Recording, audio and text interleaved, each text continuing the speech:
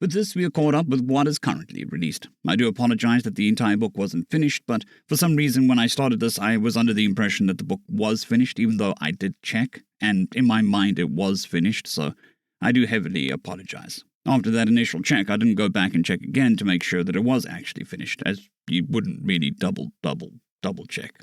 There is always the possibility of the author continuing with this book and finishing it off, and if that happens, I will do my part and catch everybody up. Anyways, apologies, and chapter. The Princess and the Human, Book 2, Chapter 28. Grief. How much longer? I don't wish to make Her Highness wait for so long.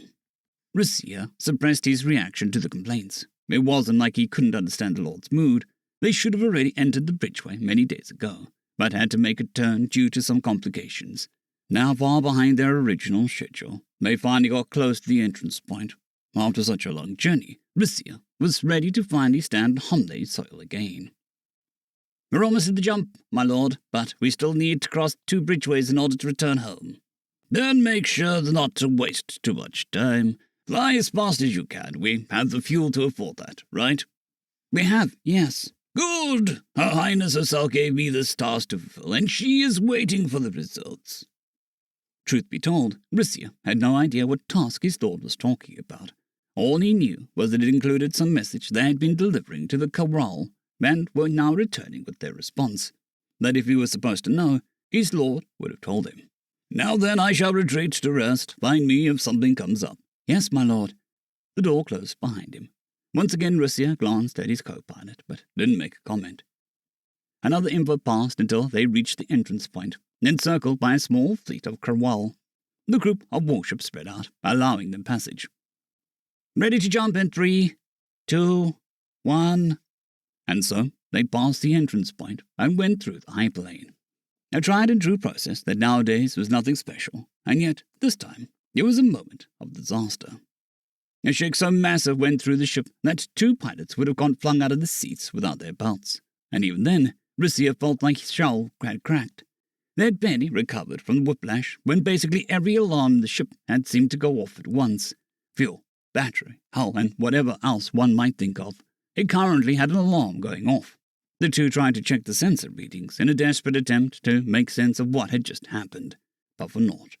All they got were error screens. On top of that, they almost entirely lost control of the ship, as if the engines had simply disappeared. Rissia hastily sprung up to check whether his lord was all right. However, none of the doors that should lead to this section of the ship allowed him to open them, remaining tightly sealed in their emergency mode against which he could do nothing. "Briss," his colleague called. "The patrol fleet here is trying to contact us." He hurried back and quickly opened the comm channel. My greetings, Krawal Patrol Fleet," he said as loud as he could in an effort to drown out all the alarms. "This is the Rissia speaking. This vessel belongs to Lord Jelfin of Clan Jalka. Krawal Fleet, we are in dire need of assistance." My greetings as well. I am Captain Sahar, and yes, I can see your need for help. The alarms for oxygen levels and temperature got louder. You can? If they could figure it out from the distance, maybe the problem would be easily solved, and they could help their lord. Yes, our carrier is on its way to pick you up. The way it looks, I doubt you have much maneuverability. If you can, extend what's left of your landing gear. The carrier will then perform a reverse landing in the hangar bay. How is your life support holding on? Not good. It seems like all the generators are out, and the backup systems don't seem to start, and we don't know why. The sensors don't work properly, so it's hard to estimate how much time we have left. But not much. Understood. We will hurry as much as possible. But I am not surprised that everything went out. The entire rear of your ship is missing. In the open doorframe stood not who Crindle had expected to see. Ignoring the guards, there were 3 people in total. 2 other Baniri who appeared to be rather young, or they were just really short. She didn't really have a reference for age other than height. The third one, what had been her name again? Damn it. It had been far too long to remember. She had told Crindle some shortened version, but truth be told, the memory of that short conversation had long been drowned out by her anxiety about what was to come. They didn't enter the room right away. Instead, they seemed to have a brief discussion, but they weren't loud enough for Crindle to understand anything. Unsure of what to do, she remained where she was and anxiously waited for their next step. Eventually, they seemed to reach a conclusion as all 3 entered the room, closing the door behind them. Grindel noticed that one of the Veneri tightly held onto the other's arms as they walked, which made them rather slow in their approach. Even slower, in fact, fiddling with the translator around her neck. That reminded Grindel that she had taken off hers and quickly grabbed it. The trio took seats across from her, one Veneri on each side of the human. Grindel waited in silence for either of them to start the conversation, but they remained quiet. Were they expecting her to talk first? It wasn't like she hadn't things to say, but wasn't it expected from her to let them have the first word, or was she remembering that wrong? One of the Veneri also looked at the human, first at her face, then the rapidly rising and sinking chest. My name is Philippine, the Veneri finally said, first daughter and heir of Clan Silpine, and this is Raccoon, the heir of Clan Rylar. We hope that you don't mind if we join the conversation. Yes, so they really are children then. Though they were still a bit taller than the human. Either way, with that, they had given her the word, so now she could definitely speak. I have no objections to your presence, she quickly stated, even if they were children. The human ambassador was clearly fine with their presence. Or was there hidden meaning in bringing them? It was also notable that the princess wasn't here. Grindel would have assumed that she would rejoin the talks as well. The meeting was, after all, still happening on Veneri's planet. Or was that the reason why the two children were here? Was this normal procedure? Neither of them made any effort to explain the seemingly strange lineup. So maybe this was indeed normal procedure. Better just accept it. And so she decided to just ignore that and simply continue. And my lady, she addressed the human, masking the fact that she'd forgotten her name. I wish to express my deepest apologies for earlier. Are you feeling better? No. A very direct response that didn't feel great to hear. Did that mean she also rejected the apology? Also, did her voice sound different? It was only then that Grindel noticed some other differences in her appearance, like the red of puffy skin around her eyes. Did that mean something? But with Grendel's attempt at conversation started getting brushed aside, what should she say now? Was she even expected to talk now? The human began speaking once more, but her voice died down before she could form a sentence. Grindel once again noticed the rapid up and down movements of her torso. The other Veneri then moved, reaching out with her hands and, after missing once, putting them on the human's arm. The human flinched on contact, her head whipping to the side, but the Veneri didn't reciprocate the gesture. The human then closed her eyes for a bit before turning back to Grindel again. I need to know. Yes, of course, Grindel immediately responded. What do you want to hear about? Everything. And everything, Grindel told her. Starting from the moment they first picked up the strange signal, she recounted every detail she could still remember until they managed to get to the bridge where they found the body of the other human. When she was done, she noticed that the human's pose had changed a bit. She was now leaning forward a bit, her eyes wider open than before, though seemingly no longer looking at Grindel. Her mouth was slightly open, and the rising and sinking of her torso had turned into short, erratic bursts of movement.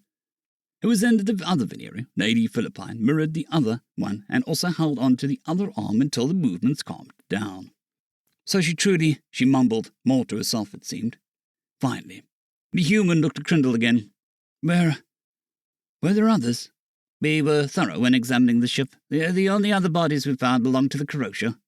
Where is she now? You mean the body? On my ship, held cool to stop the decay. The silence that followed was heavy, even though it didn't last long. Give her back. Grindel clicked her beak in confusion. I'm sorry, give her to me, the human reiterated, causing the two Veneri to flinch. Nadine, Lady Philippine called out to her. All right, that was her name, before turning to Grindel. Apologies, but would you excuse us for a moment? Confused, Grindel gestured her approval, and the two guided Lady Nadine out of the room. Or to be more exact, from the way it looked, the Lady Philippine was guiding the other two, with Lord Raccoon tightly holding onto her arms. Did he have trouble walking? The door closed behind them, once again leaving Grindel alone with her thoughts. Had she said something she shouldn't have? Probably, though this time she had no idea what. Should they have maybe handled the body differently? Was that why Lady Nadine had been so adamant about having it returned? It wasn't like she minded. She and the elders certainly would be fine giving it to the human. Right? Damn it. Why didn't I ask that? What if they want to keep it? They didn't say anything and told me to take it with me. But what if they just wanted me to do that for the comparison and returned with it afterwards? Maybe there's some alliance law that rules that out. However, does the alliance law even apply to humans? She didn't notice the door opening again, and only realized the strange trio had returned when they once again sat in front of her. I apologize for my previous behavior, Lady Nadine stated. Oh, did that mean Grindel hadn't made a mistake after all? May I see the picture again? Grindel quickly pulled out a datapad. Here, but I cropped the image earlier, and it seems I can't reverse the edits. It's enough, the human assured her as she took the pad. Then, quite a long time passed until she spoke again. There's something you should know. Lady Nadine's voice trembled as she retold her story, how she had been separated from her people with no way to find them. By the time she was done, Grindel's beak hung further open than ever before, as far as she could remember. Even her superior's asinine reasoning for making her a captain hadn't left her this stumped. So, she carefully took the word again to break the silence. I take it you wish to reunite with them? Yes, we've followed every lead, but it feels like we're grasping at straws. That changed the situation drastically. Even if Grindel wasn't sure what the last phrase was supposed to mean, she needed to report this to the council as soon as possible. Or did she? Was that the right course of action to take? Then again, they had only shown her the image. She didn't even know what the original message from the princess had been. Did they know already? Would they have told her if they had asked? Was she expected to keep this to herself? Would she offend Lady Nadine if she asked for clarification? And that makes it all the more important that we find out as much as we can. So if there's any further details, please tell me. Details? Sure, there were loads of them. Was she expected to know all of them from the top of her head? Hopefully not. Would you like to accompany me to my ship? She responded instead, shifting the focus of the conversation away from herself and inciting Lady Nadine to fall quiet once more. Yes, she eventually said. Let's go.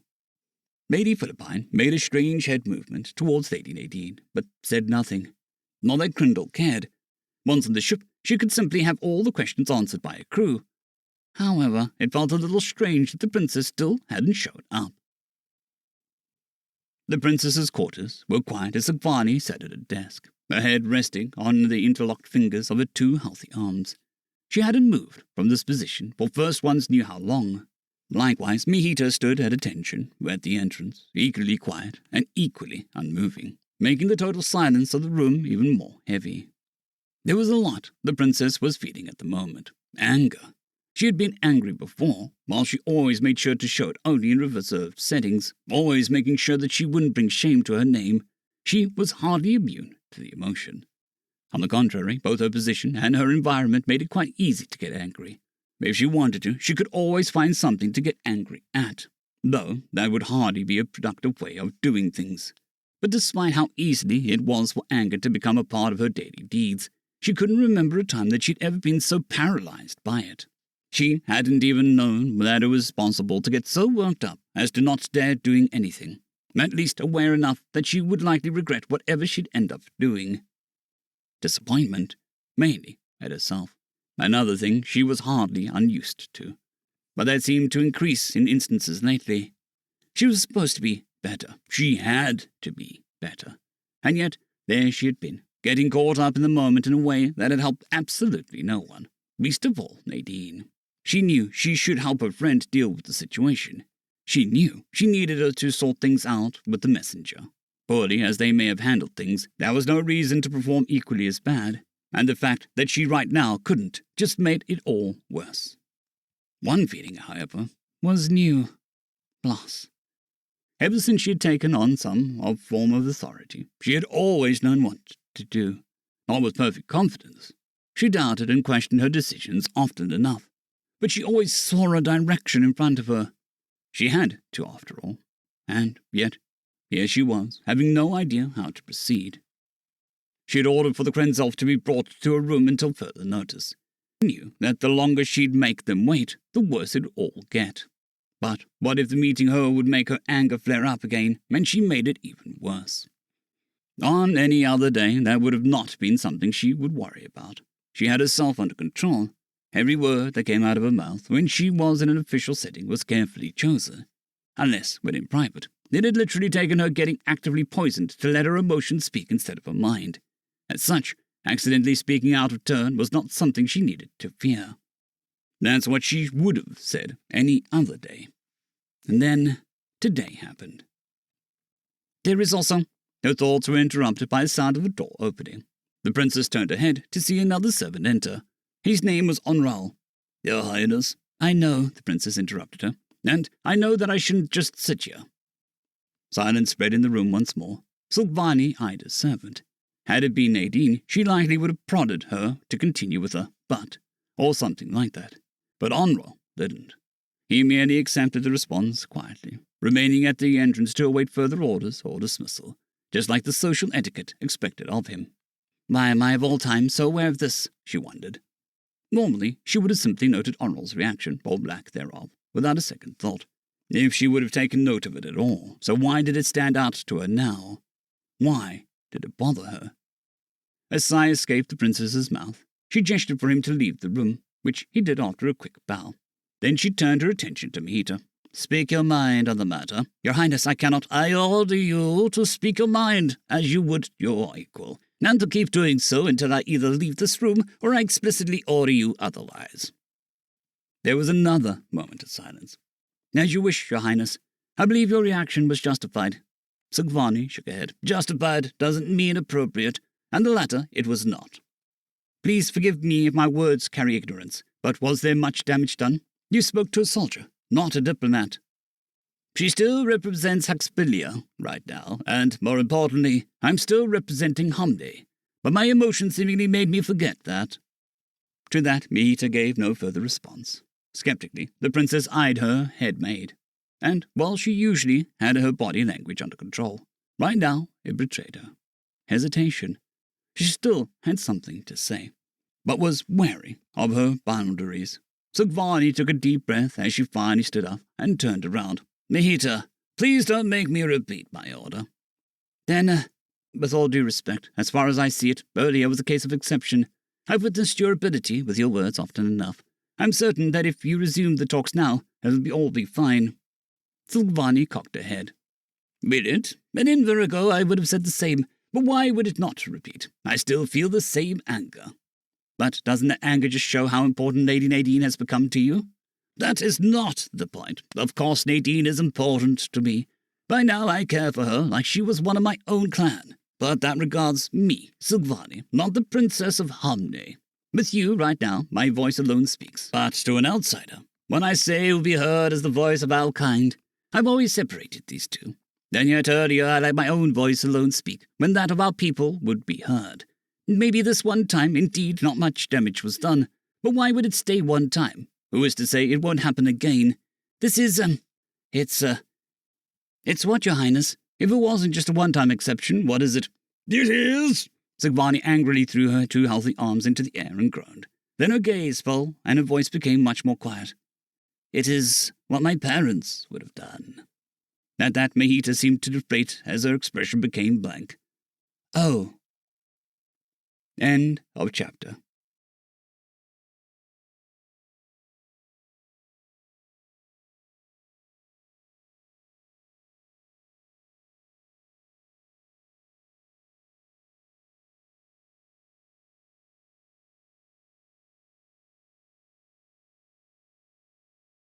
Casper Arnholtz, John Creighton, Manathayria, 050, Dragzoon W.R.E, and Elijah Silvercross.